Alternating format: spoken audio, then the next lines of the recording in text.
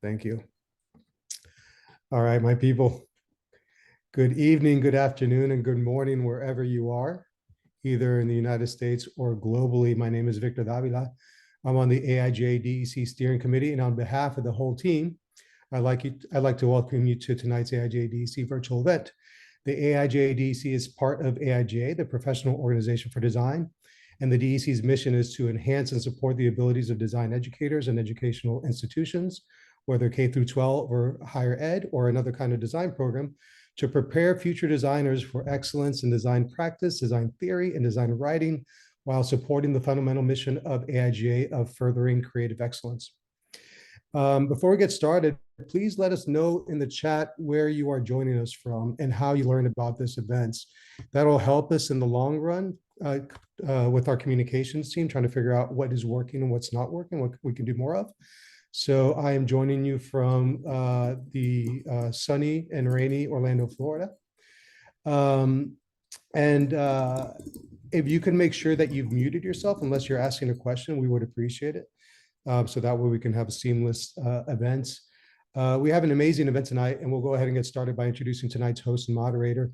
Eric Benson is an associate professor and chair of the graphic design and design for responsible innovation at the University of Illinois at Urbana-Champaign. Did I say that right? No. Right. He is also the host of the Climify podcast, a podcast that connects climate scientists with design educators so that together we can bring climate-related projects into our classroom. Please welcome Eric Benson. Eric. Thank you, Victor, and thank you everyone for coming to this virtual event, which is a follow-up to an episode of Climify that happened earlier in the summer. And if you didn't get a chance to listen to it, you still can. It's out there. It wasn't homework, but it definitely will add to what our two panelists are going to say tonight, wherever you might be in the morning, whenever you're listening to this, which is a great segue into our two panelists. So I have the pleasure to introduce both of them. And the first one, Rebeca Mendez. She is the founder and director of Counterforce Lab and a professor of design media arts program at UCLA. There she works with vulnerable environments and communities in the Arctic to threatened ecologies in the Eastern Pacific Ocean. In her ecological sustainable design philosophy and practice, she examines reciprocal relationships and environmental justice in a multi-species world in the midst of climate change, mass extinction, and a ravaging extractivist society. So please welcome Rebeca Mendez this evening. Also joining us is Holly Robbins. She is adjunct faculty at Minneapolis College of Art and Design, or MCAD, and partner and creative director of This Is Folly. She has collaborated with AIGA Minnesota, Green Blue Sustainable Packaging Coalition, and the Minneapolis College of Art and Design on promoting sustainability and developing design guidelines and award criteria, also advancing professional sustainable design education wherever she goes. So welcome, Holly. Thank you both for coming back.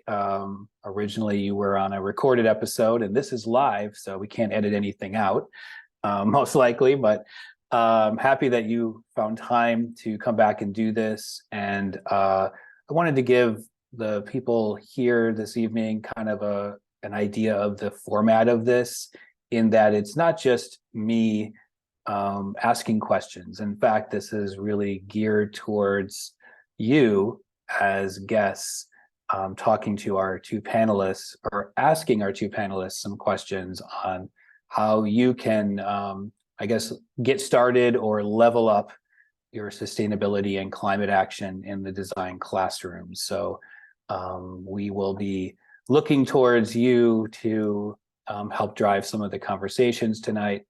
I will start off and kick off the conversation with some questions that I've pre-prepared, and it can hopefully turn into a lot more of a free-flowing conversation as opposed to kind of the normal panels you see at conferences. So maybe before we begin, does anyone have any questions about this evening or things that are on the table to discuss?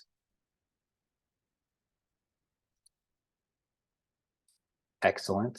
It's all understandable then. Okay, so I wanted to start in the conversation around the idea of being practical, right? And I think that's a big question mark for some educators in this realm of sustainability and design. How can I get involved with this? It seems like maybe it's going to take some more time for me to get the resources and knowledge I need. So hopefully tonight we can provide a lot of those resources for you and people to talk with, including ourselves.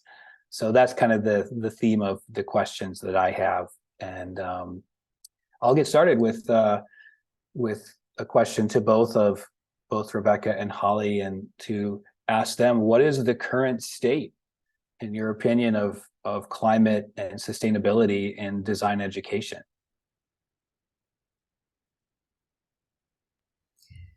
I can start. Thank you, Eric, and welcome everyone. It's I guess depends of who you talk to, right? The reality is that even within UCLA and design media arts, I find that there is from the students a lot of interest. I think that many of the students feel like want to engage, and they're a little bit I would not say the word afraid, but there's trepidation, because it comes with a lot of like facing reality, right? Just facing the fact that that's the generation that a lot of them, they're looking to not necessarily come up with solutions, but maintain the spirit. I find that some faculty in my own department are very, very uninterested in ecology and sustainability and design. And then others are really passionate about it. And so it really is, you get kind of like, okay, and why are we doing so many ecological classes? And then on the other hand, I do believe that right now in all of our education, we are teaching architecture and climate change. We are teaching design and climate change. It's almost like it cannot be separate from it. And that somehow, however we prepare our students, we must prepare them to face the world that it is our reality. Even when we begin teaching, I immediately start, okay, this is where we are in terms of the reality of the crisis in which we are. We passed all of the warnings. No, we are now more like, okay, how do we mitigate, and how, because we are in it. It's like we have passed the 1.5, and so it really is something that this reality hits them really hard. So for us, is how do we shift, not only in our colleagues, but also in our students. What I have found is that when I go across campus into the science, we call it South Campus, it is amazingly energetic. That's where the collaborations really happen. So the interdisciplinarity is where I think that we kind of like not only get much more of that reality, but that we also, when we bring these speakers to the classroom, because that's what I do all the time, whether if I'm working on a project of the ocean, then the oceanographers are there, the evolutionary biologists are there. So then that we, at the same time that we get a sense of the facts, then we also see how do we engage creatively. But so it's almost like we're the icebreakers, that we are opening the path towards how do we teach climate change. At least I feel like that in my department and in the School of the Arts. And I kind of have another perspective on it. This is something I often say to people, we wouldn't expect people to practice physics without actually teaching them physics. You don't read a couple articles and then go out and do physics. And yet for some reason, we act as if sustainability is this unique thing that you can go out and read a few articles and now practice sustainability. like it really needs to be taught from a, you know, a real deep perspective and in an organized kind of way. And so then, like, and I teach graduate school, so, you know, we started this program because this program just wasn't being taught. This content wasn't being taught. We started teaching a entirely crafted from the ground up online program focused on sustainable design back starting in 2004. It took us a while to become an accredited master's program, but the whole program was built from the ground up to teach what we thought needed to be taught for design and for design for sustainability education. So we just built the program the way we wanted it. And we weren't seeing it anywhere. I do see it now coming into play. But at the graduate level, we assume that you knew how, you were taught how to design whatever you were going to design, whether it be a building or even engineering or a package in your undergrad program. And then you would come to us and learn how to design it the correct way, which is the modern, you know, evolved way that we think of as design for sustainability. When it comes to how do we infiltrate this content down into all of the undergrad programs, it's kind of like an unfunded mandate, right? I really feel for instructors everywhere who are trying to figure out a way to, you know, educate their students, and yet it's not being supported necessarily from the, you know, they're not being sent off to get an education in this. They have to somehow figure it out on their own, which is what we did. I mean, we are sort of the experts on, let's figure out what sustainable design is and what needs to be taught and then do that. But we spent years and years working on that. And like, how are you supposed to do that when you're actively teaching full time in a program? And so I do think at the end of the day, and I think at the end, it would really be nice to go around and talk about what we think potential solutions could be. But I think on one level, schools need to, across the board, it needs to become something that gets baked into all programs everywhere, and instructors need to be supported, and, you know, their education has to be supported so that they can learn how to teach this. I think to expect people to teach it otherwise is unrealistic and probably the biggest barrier to getting this adopted everywhere. So we also encourage people, if they want to learn this, come take our program and then adapt it back to your undergrad programs, for one.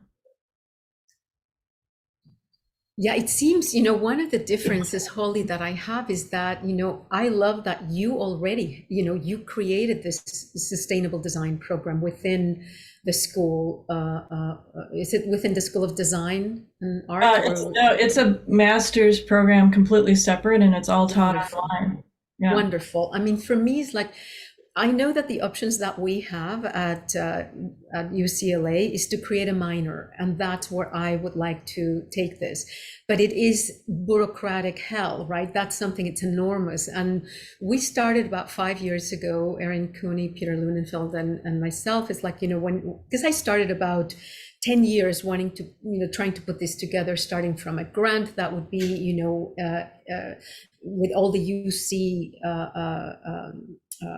schools in who would be my, you know, like-minded, and that proved to be enormous, and I couldn't really pull that off. And so then when we started doing it within, you know, UCLA alone, I found a lot of connections in the other departments and sciences, right, primarily, but still for these to actually be, because I agree with you, it's like, you know, even 10 years that I've been doing this, it still feels like I'm still patching things up because I don't have that structure where it's the department off or it's the school off, and that needs to happen, because it is, I'm naming different courses that are from the regular curriculum and teach ecological arts and justice. The most that I have been able to successfully do is a 3-course sequence of ecological arts and justice. In the fall, we teach the survey. In the winter, we teach the research. And then I teach the fieldwork practice in the spring. And that we teach every year. But it's always threatened, right? It's, oh, sorry, we need this class.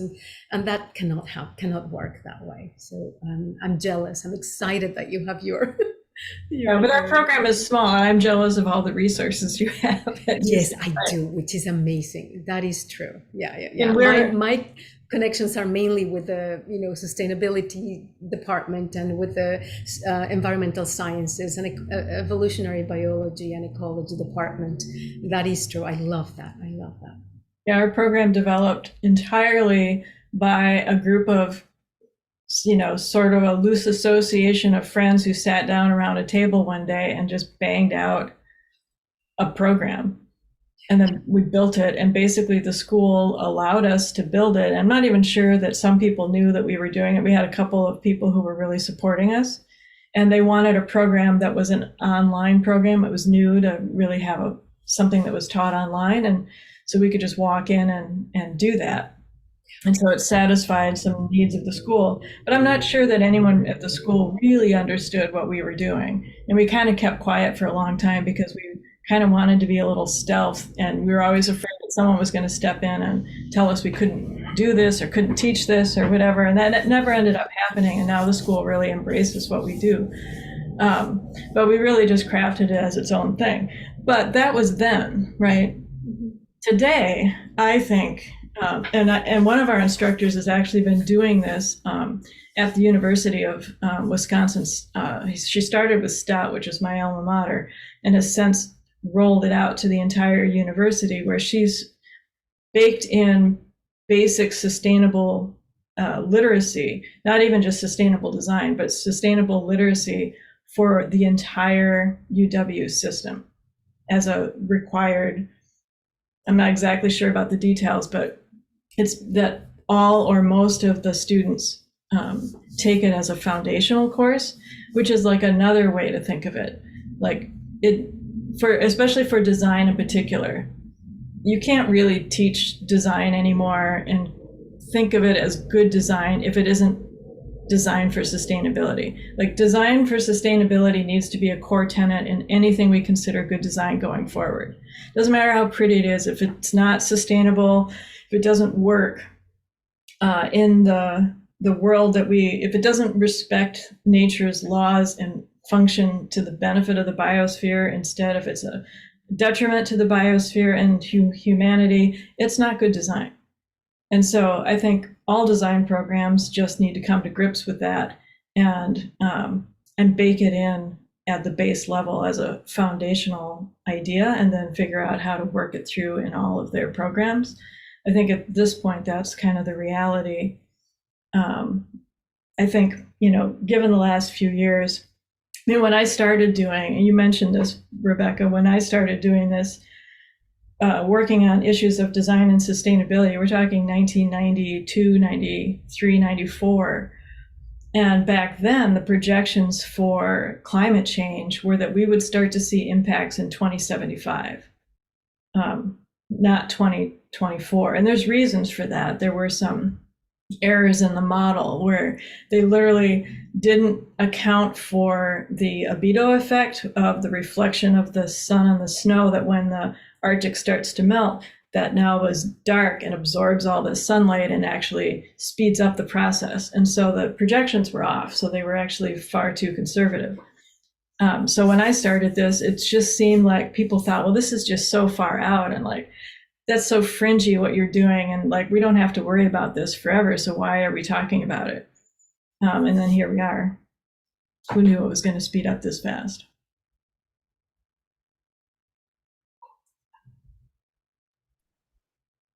Victor, you have a question. Thank you. Yeah, I'm curious, and I apologize if I'm just seeing it through the lens of my own program. I teach at a traditional, more of a graphic design program as opposed to architecture. But it's particularly in the undergraduate level, you teach the students sustainability, you teach the students the responsible design that you're describing. But how do you also teach them to be kind of advocates and evangelists of the process as well? Because then maybe they go to a program, or they go to a work somewhere that really doesn't care one way or the other, and suddenly those practices aren't met. How do they continue post-graduation, and again, particularly in the undergrad level, to pursue the things that you're describing? I think on one level, the design profession, and just to be clear, our program is non-disciplinary. So we take anyone who has any kind of creative or even entrepreneurial background, marketing even, because we've kind of figured out a universal approach that applies that we can adapt to basically any discipline. But when you go out into the world, I think what is lacking, and it's ironic given that the AIGA is the professional organization of designers, that we've actually not positioned our profession to be a profession. I think we can't call it a profession because we don't act like a profession. If you're a professional, you have a code of ethics, you have standards of practice, you have best practices that you adhere to. You might have a code or a standard that you have to meet in order to practice to be a professional. That's a lawyer, that's a doctor, right? Those are professions. The doctor doesn't just go in and take orders from a good one anyway, doesn't take orders from their clients. And of course it's a little bit different, but we haven't really embraced the power that we have to position ourselves in the way that I think we should, because I think we're so vital for the implementation of sustainability. It is not even just that I think, and I do think this, that every single profession has an aspect of, or every job even has an aspect of sustainability that they can practice and work on and advance. But in particular, I think designers are geared towards advancing sustainability because a lot of the core things that just make us designers, we have, the ability to envision things that don't exist. And then we have the ability to realize those visions. We already think in systems. We already think in patterns. We just have to kind of learn this idea of thinking in life cycles. We already think from, our brains can easily go from micro to macro and back again. We already have a child's mind where we question everything. So it makes us really perfect for advancing sustainability.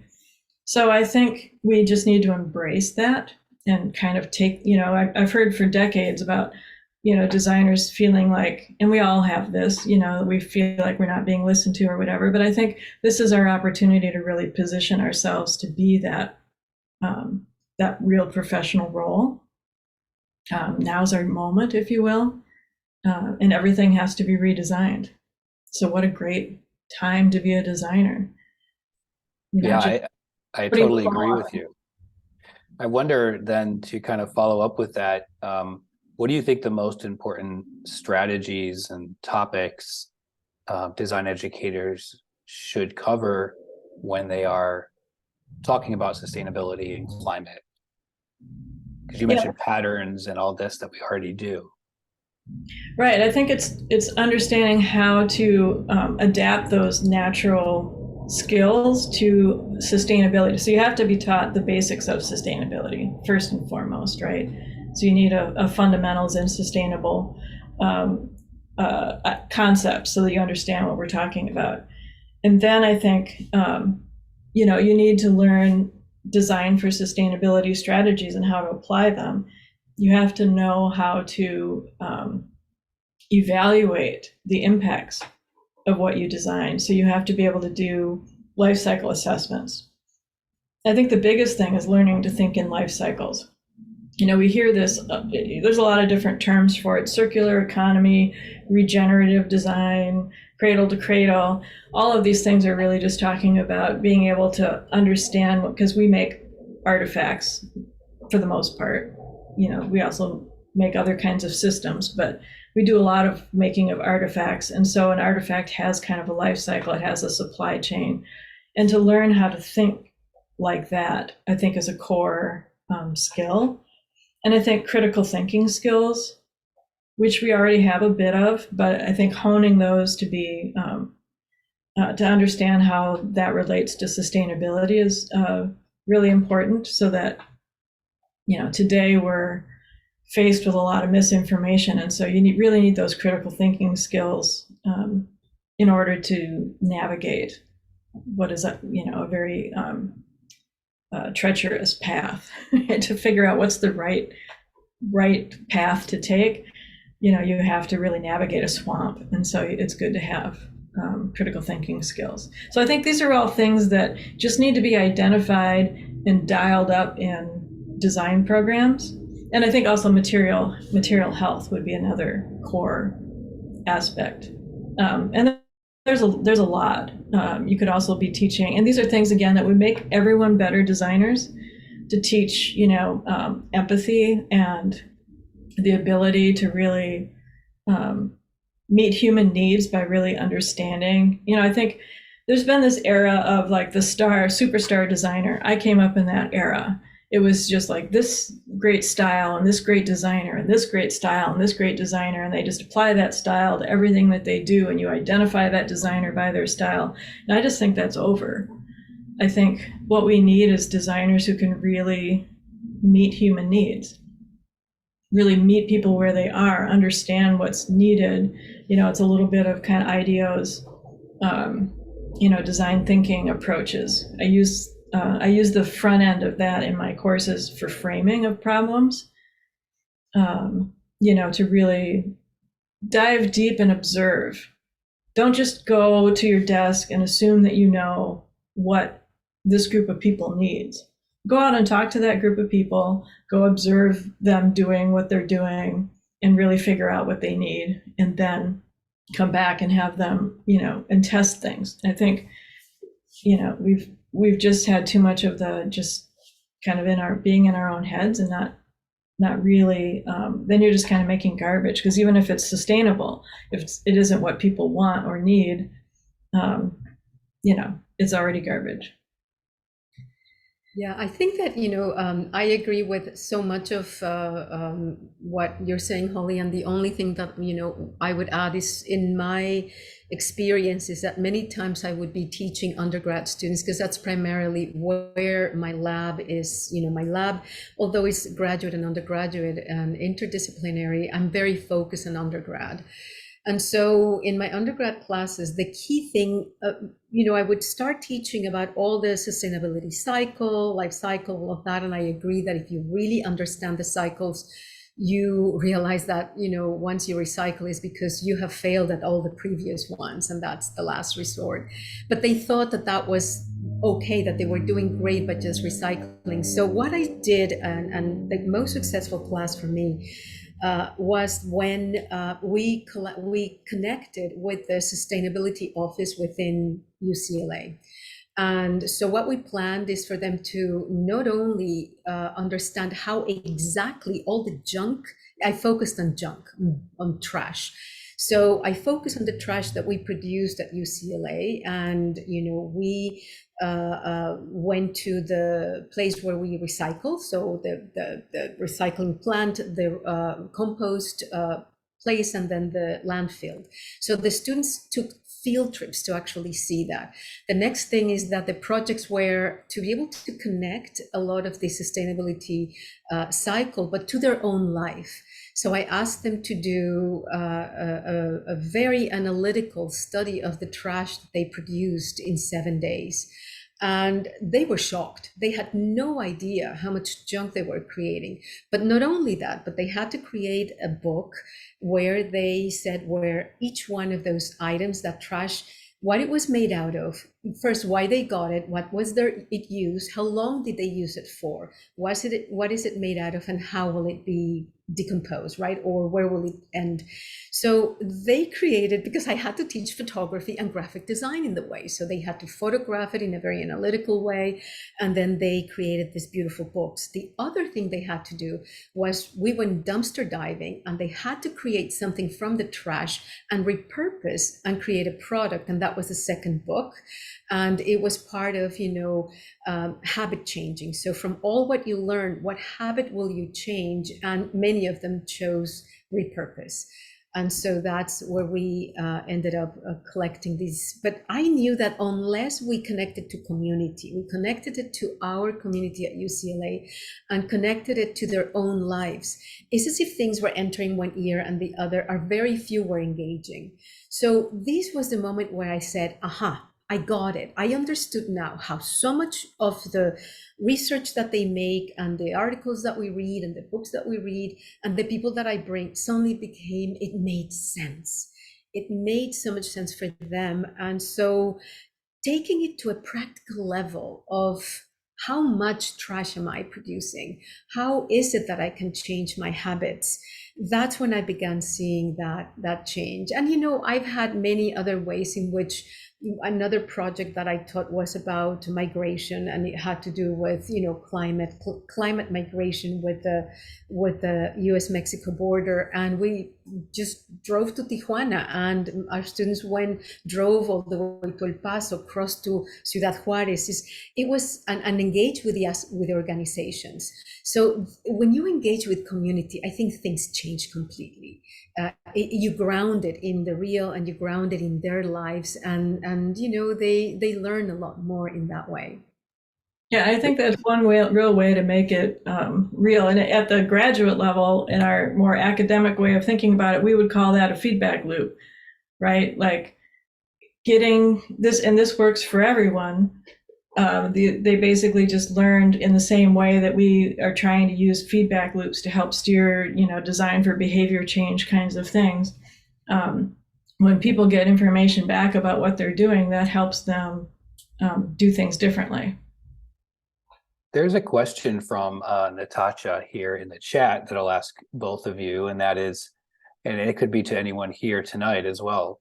Has anyone in your respective schools had experience with first year or introductory courses within sustainability within your School of Art and Design?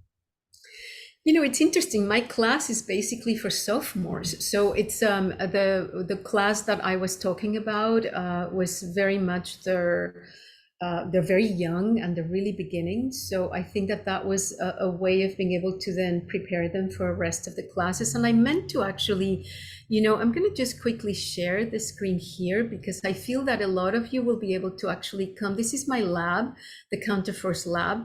And if you go here to academics, you can read about our lab and what we are doing, but in academics is the place where I began, because it was through my lab that I started engaging a lot of the students. And here you can see some of the classes, like landscape photography. This one was, migration in the Anthropocene, entering into interspecies friendships with wild animals.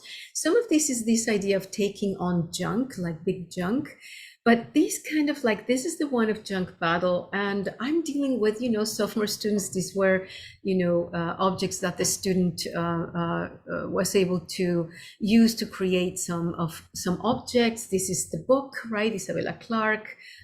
So I don't have many of the projects in there, but these were the two, changing of habits, and you can go through a little bit of this.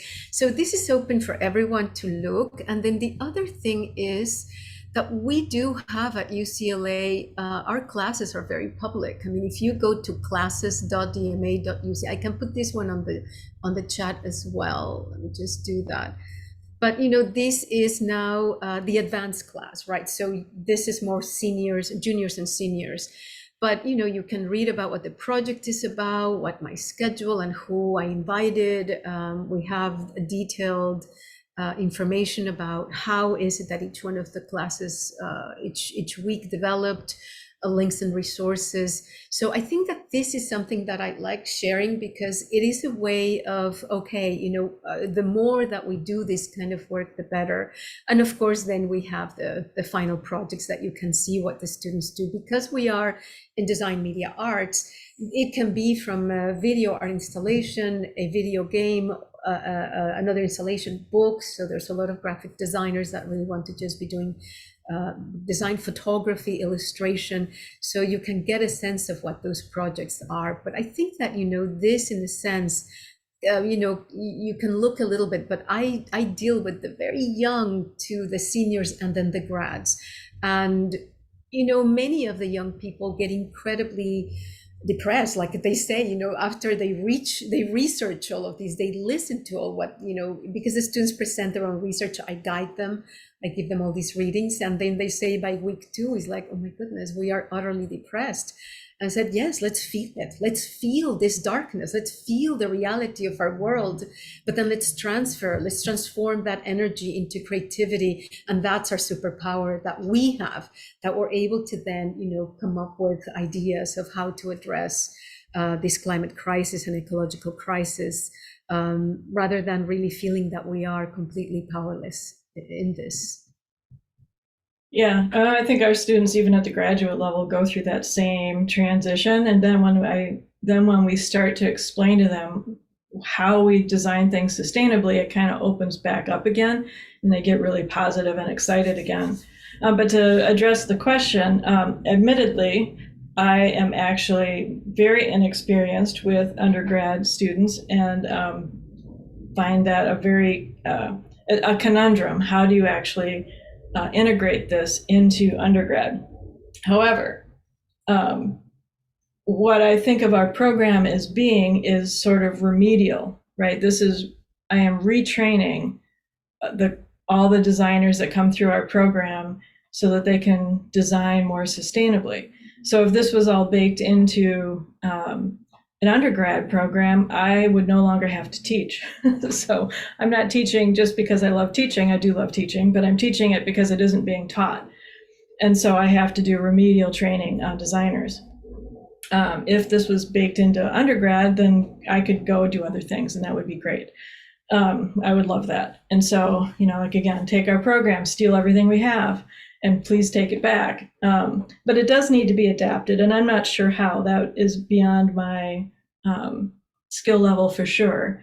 I'll offer a couple of things, though. I have crafted some introductory sustainability classes for the ISSP, the International Society of Sustainable Professionals. Yes, there is one, for their certification courses.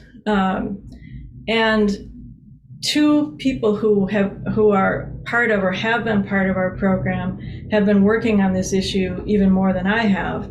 Again, I mentioned Wendy Jedlicka, who is part of our program now. She's one of our instructors who also teaches in the UW system, who has implemented, again, not just for designers, but basic sustainability fundamentals, and has gotten the whole university system to adopt it, which is this amazing feat that I have no idea how she really pulled it off, but she does these things. And then another person named Jeremy Faludi was a product designer who created our first collaborative product design course. And he has since gone off to the University of Delft in their product design program. And then he is basically being funded as a fellow to, if I have that language right, I don't always have the academic language right, to do nothing but focus on design and sustainability, and furthering education. He recently came out with a paper called, let me make sure I get it right. It is called, where'd it go? It's Sustainability for the Future of Design Education, or Sustainability in the Future of Design Education. And he basically lays out exactly all the same things that we teach in our program. It's a little focused towards product design. There's some other things you could add, some things you could take away that aren't so product focused. But you could go and read that paper. It's out on Science Direct. I can actually give you the link.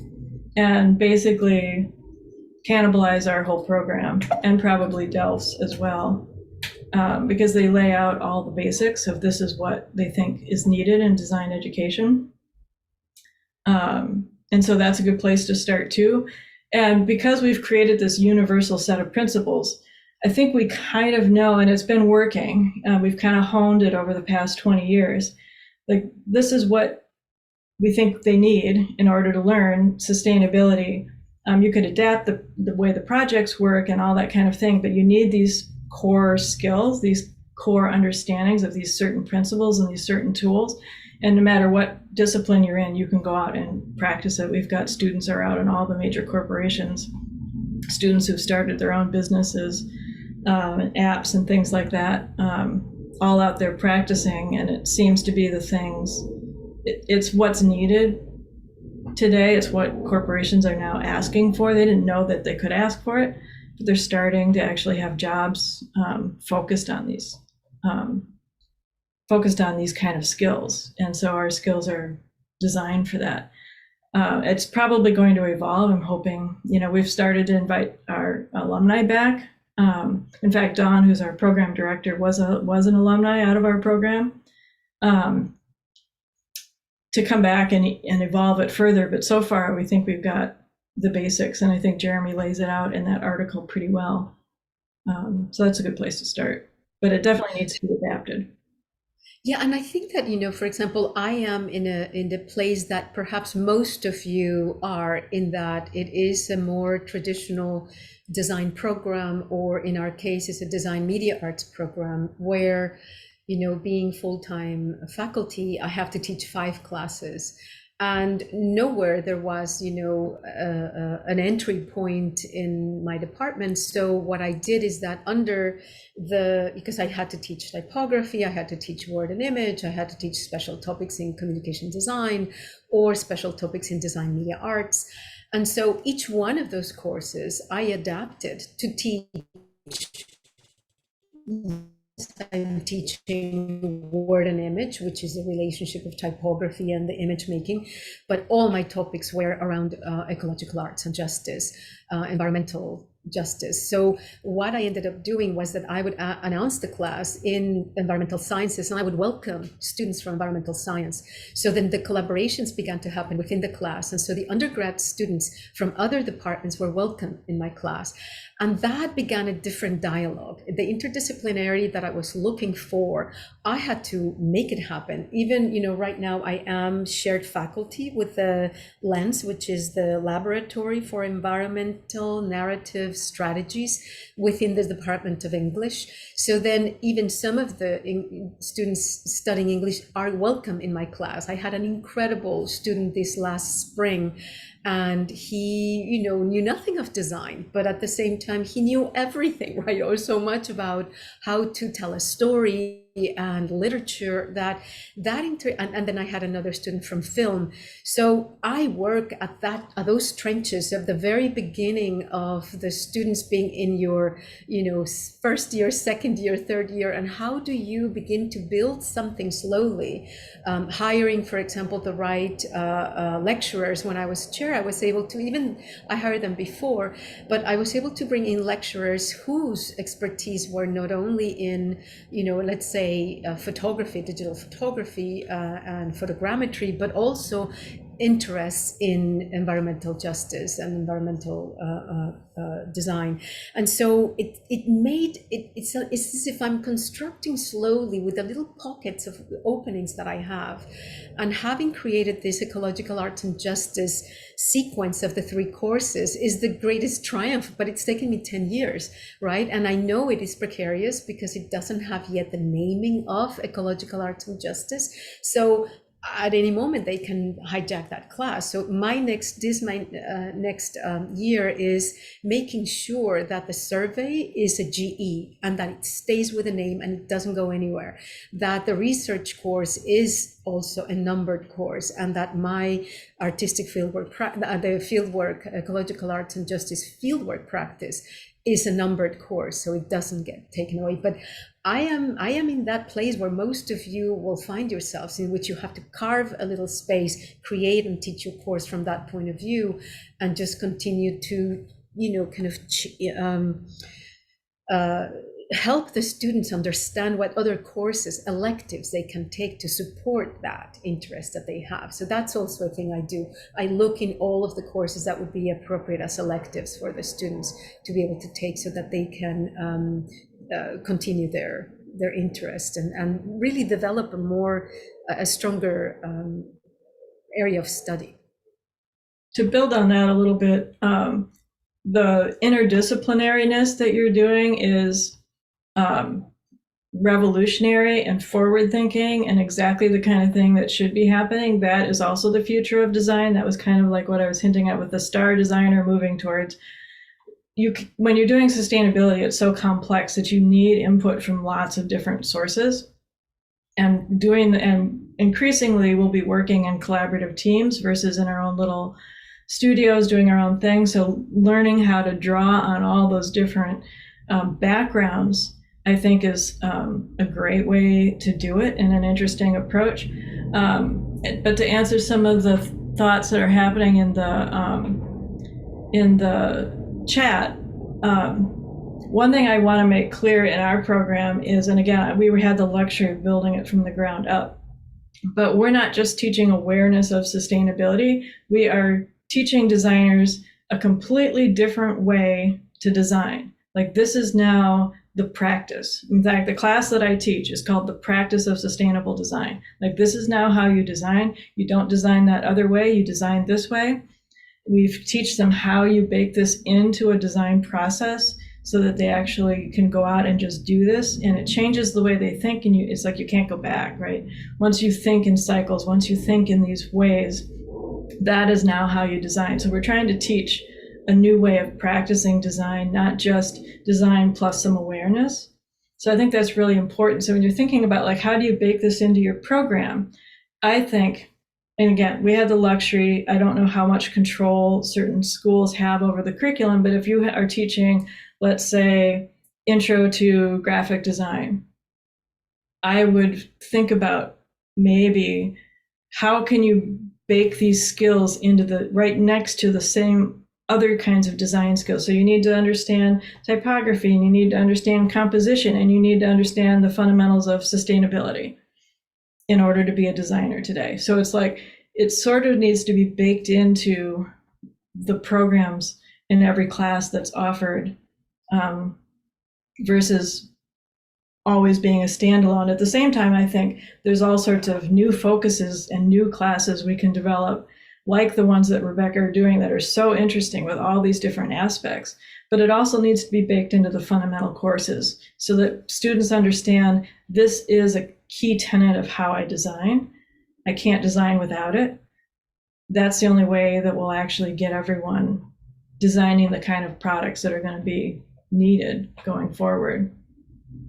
And the stories that are to be told, right? I mean, I think that it is exactly what you're saying, Holly, that it is, we are teaching a different way of engaging with your planet and with each other. So the moment that, for me, it makes me so happy to see that some of the students that I taught, in their, second year, suddenly they're doing their senior projects, and they are doing a video game, or they are doing whatever it is, installation, but it is at its core engaging with sustainability and engaging with the principles of, again, how do we relate to each other in a multi-species world, honoring and respecting, other beings, decentering the human being as the only species at the top. And I think that in relation to what I'm seeing also in, that you cannot teach DEI, and yes, ecological arts and justice has that at its core, and it has it primarily in, interspecies kinship. So one can teach a lot of different ways of relating through speaking around other species, because it's about a kind of sensibility that you must have to other living beings. And, one of the things that I am in love with this book, and I recommend it for everyone, it is Baptiste Morisot, Ways of Being Alive. And I don't know if because, well, I'm just going to say something very simple. What he poses is that, yes, we have an ecological crisis. Yes, we have climate crisis. But the biggest crisis that we have is a crisis of sensibility. And what it is that we have been desensitized on how to relate to other living beings. And that it is through starting there that we will be able to then rethink completely, how do we relate, and how do we design, and how do we teach, and how do we do all of this.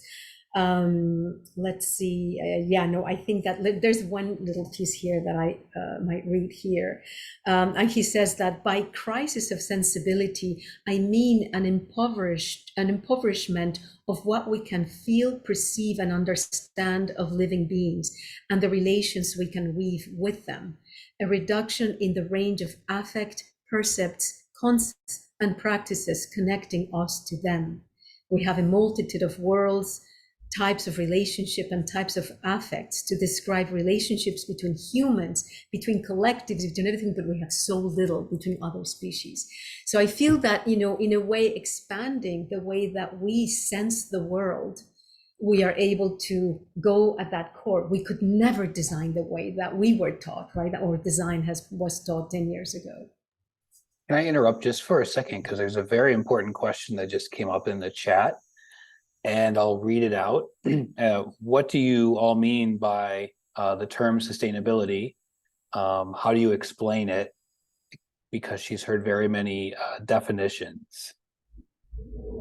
There's like the basic Brundtland, definition that's been out there for quite a while, which is basically, designing or developing in ways that basically doesn't impoverish future generations.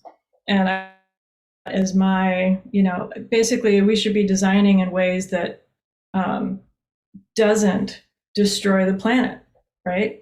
Because if we are anything we are designing that is detracting from the planet, then that's basically death. And why would we design death?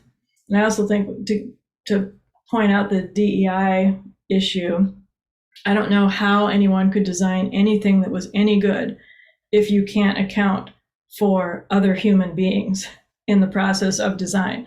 So if you can't design with DEI, you're not designing. It's just yes.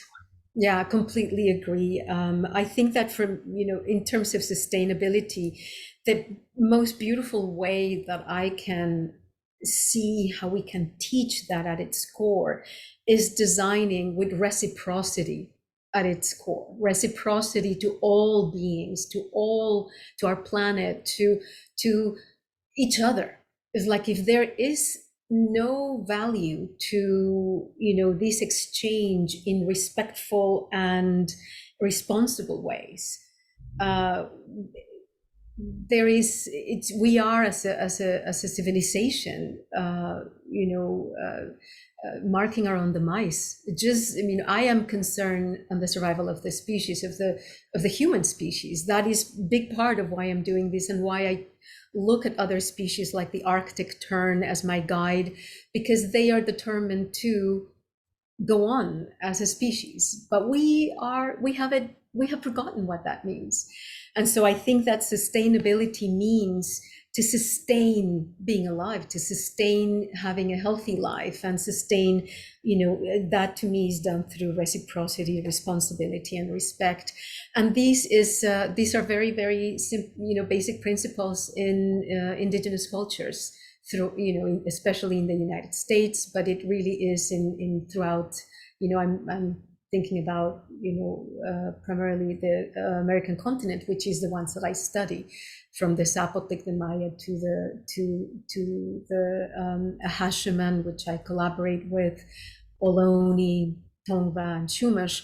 But it is Braiding Sweetgrass of Robin Kimmerer that she really speaks so clearly, beautifully about this reciprocity, respect, and responsibility. That to me is what sustainability is.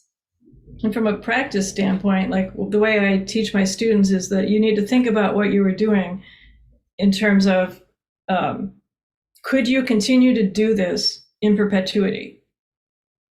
So if you think about what we're doing now, it's so clear we can't continue to do things the way we're doing things. So we need to figure out a way that we can do things in perpetuity. That's the goal of sustainability.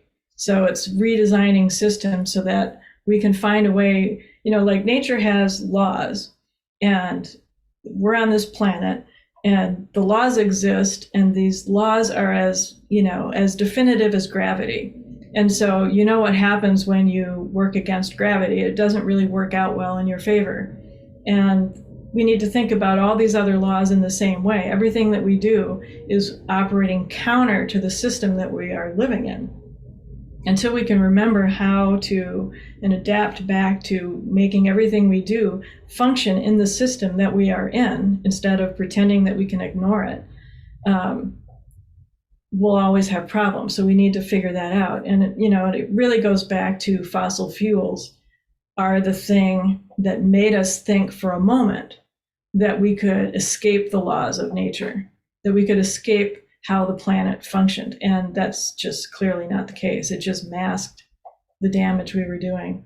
And so we just have to find a way to work within the system. And, you tell people that facts like, as much sunlight hits the earth every day that we need for an entire year, and you realize what we are suffering from is a lack of imagination, not a lack of energy.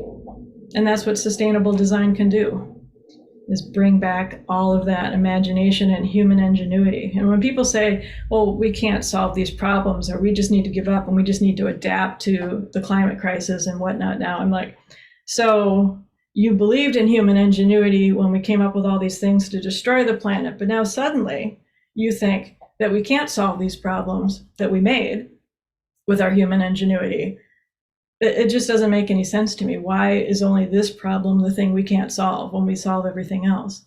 So it's just a matter of changing. I start my whole class with perspective, right? So all of our ideas about the world are simply a mental construct. It's all constructs that we've developed over time and reinforced. And if you start changing that construct, you would never design things in the same way. So what we're doing in our program is, and I can see it when it happens with students, it's like they make this shift and the literal light bulb goes on, and they suddenly realize that how you need to operate. And it's changing that perspective and thinking in new ways make all these things possible, because of course we can do it. It's just we think we can't because of the way we've been taught. Yeah, I want to ask a question from that. One of the guests on my podcast, Climify, was Andrea Learned, and she talked about naming and shaming, right? The fossil fuel companies as important, but she also found that naming and faming people doing really good work was even more important. So I wonder to you two, I know Holly, you mentioned some names. Who do you see out there doing a great job teaching this topic, or maybe even design studios that are doing amazing work in this sustainability area? Yeah, that's a really good question. I mean, I think Jeremy, because he can really focus on it, and he's being funded to really dig into this topic, is doing probably the best work I've seen in terms of defining what it means. What are we really talking about here with design for sustainable education? In terms of design firms, I actually don't follow design firms anymore.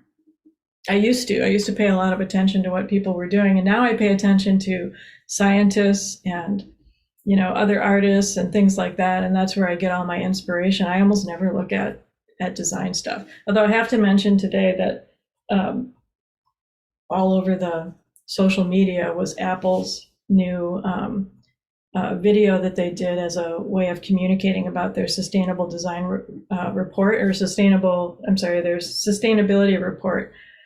And I thought it was at least clever. Think what you will of Apple, but it was a great little bit of storytelling to get people interested enough, instead of presenting people with tables of data, the little storytelling that they did with Octavia Spencer being Mother Nature. If you haven't seen it yet, check it out. It's at least entertaining. I know that for me, I think that I was going to, I put right there, Helena Newton Harrison of the Center for the Force Majeure at UC Santa Cruz. They have been, they were my inspiration. Both of them passed away already, but they have left an incredible legacy, and their son Josh is continuing the center. And when I met them and I had known their work, it's like they were the inspiration for me to opening my Counterforce Lab. And one of the things that I loved about their way of thinking is, like, of course, they emerged from the Earth artist movement, but the question was very simply the way that they said the Earth is our client. So with that shift of mind, just the idea that the Earth is your client, and the questions they ask are, what does the river want? And that is what I think it's the most important shift of mind. How do we tell stories? The storytelling, the way that we decide to engage in the initial premise. So for, again, they inspired me for opening my center. So one of our greatest projects that we have, the most important project we have at the Counterforce Lab is the Biophilia Treehouse. And the question that I ask is, what does the bird want, right? And the moment that you ask that question and I'm creating, I'll read you how I describe the project, because, it is something where it initiates from that question, creating a full ecology for the birds, and therefore immediately you have to decenter yourself as a client. But the Biophilia Treehouse is a public arts initiative to create and grow a series of living sculptures using native trees and plants that together constitute a complete ecosystem for some of LA's most threatened birds. When built in sequence, a series of Biophilia Treehouses form a wildlife corridor for these birds that reconnect fractured habitat, especially in dense urban parts of our city where environmental inequities abound.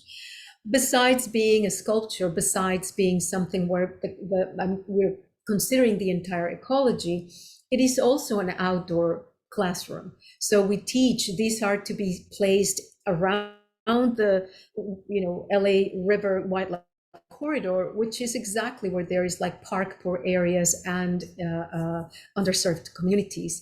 And so we want them to be in primary schools, or we want them to be in detention centers, in libraries, but something that is able to kind of completely shift and decenter this idea of what do I want to build, or what does, how many houses, what housing do we want?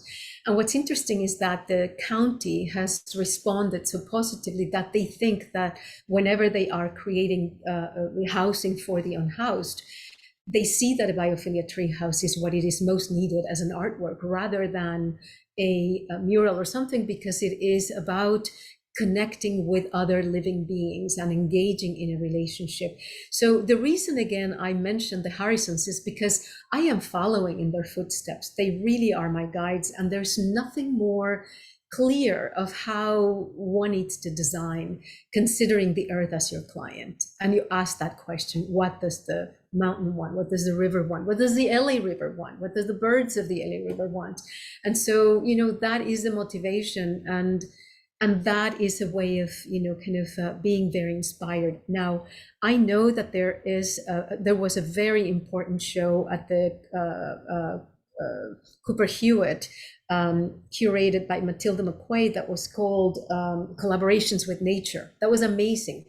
In that one, there's so many designers, so many incredible work.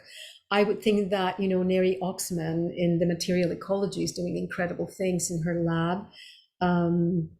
Broken Nature, also Paola Antonelli. So there's a lot of ways in which our entire design community is engaging.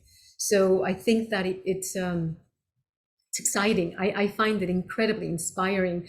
And one of the things we do when I started my lab was I did a survey of all the schools. What were they doing? What were they teaching? I took the curriculum of all the schools to be able to figure out, how do I create a laboratory and how do I create a minor within UCLA?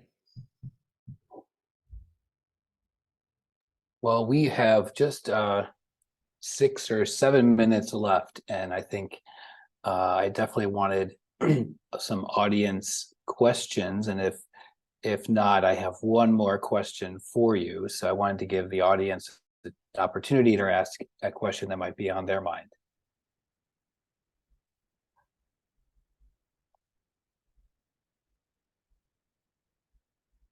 Well, that leaves me the door open for my question, which is basically, what gives you hope?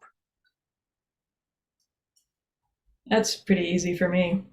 I think it's all my students and all the work that they're doing, and the fact that people seem to be paying a lot more attention now, and a lot of things are starting to change. And I know some of you know that I've been doing this. We spent the last couple of years trying to build a passive and active solar cabin. It's like super modern, and just people coming by are also fascinated and interested. And I realize when you do things, people get so excited, and that's what gives me hope, is that people really do want these things, and we just need to help them get there. Wow, what gives me hope?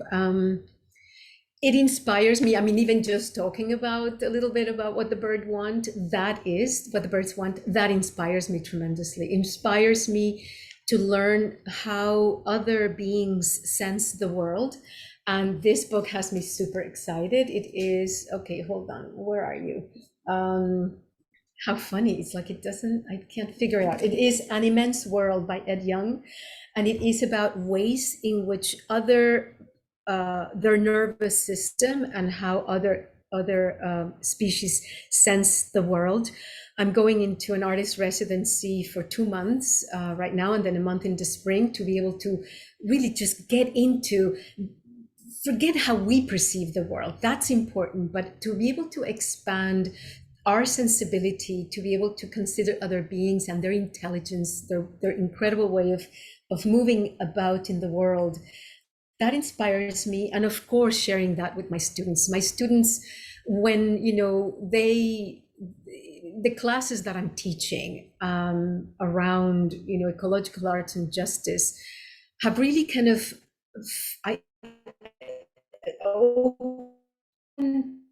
open a dialogue in what matters to them as they face this very difficult world, and to really kind of be with them and to know that I am going to be forever by their side as long as I live, to make sure that this conversation is open.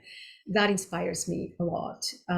Working with scientists, I grew up with 2 scientist parents, and it's interesting how I didn't end up choosing to. I wanted to study science at the beginning, and then I ended up in the arts, but I'm back full circle now, collaborating with oceanographers and other scientists, because it is really truly in this dialogue that we will be able to come up with new stories. I think that the stories that we are telling about climate change and about where we find ourselves are so based on fear, and they really need to be shifted and based on inspiring all species together, like really talking to each other. And I do believe that is beginning to happen. When I hear, I think it was in the New Yorker about the scientists and that are deciphering the humpback chatter, the way they talk is like, we are beginning to somehow, I feel,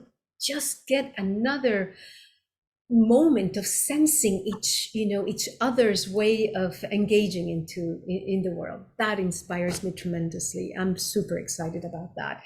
It might be what we have been looking for centuries.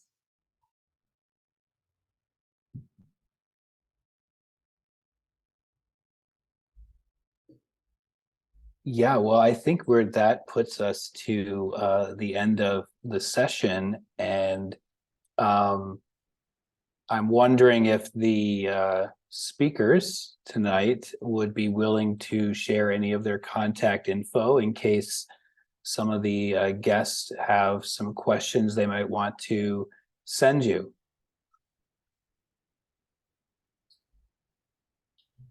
And I just added one last thing in, because I just said that I am also working with indigenous cultures because they have known this forever, right? That sensibility with the earth and with other ways of sensing and being in the world, and the respect for each other, that reciprocity. So anyway, so that inspires me as well to learn from indigenous cultures. Rebecca, would you be okay sharing your contact information in case there are questions that people think of later that they want to ask you about? Awesome. I'll hand it over to you, Victor.